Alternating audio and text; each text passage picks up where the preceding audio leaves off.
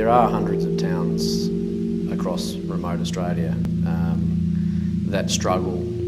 for reasons similar to Alice Springs. The difficulty with Alice is that it is particularly isolated,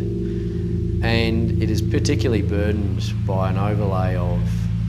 services and income from external sources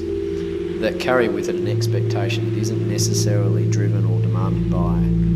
the people who live in the town. A typical small country town that's withering on the vine out in remote Victoria or country New South Wales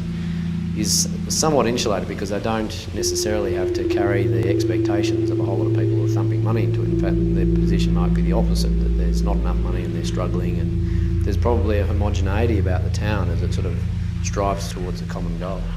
And I think Alice is burdened by the fact that there isn't actually a common goal. There's a view of Alice as it was 40, 50 years ago, and I guess the sort of viewed through a lens, an idyllic lens of Neville Shute and a town like Alice and stuff like that. But there's actually only one very small sector of the population who, for that, is actually relevant. There's Aboriginal people who view Alice as their traditional home, and then there's other Aboriginal people who view Alice Springs as the place where they were brought by the missions and they were extracted from their community. So Alice was actually a place of fear and of danger rather than a place that's home, but they have nowhere else to go. And we have obviously the mechanisms of government that are here, where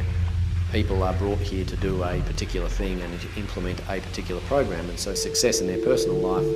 is driven by their ability to deliver that program, notwithstanding that program may not be desirable or necessary within the constructs of the town. So the town's identity is actually defined by a whole lot of things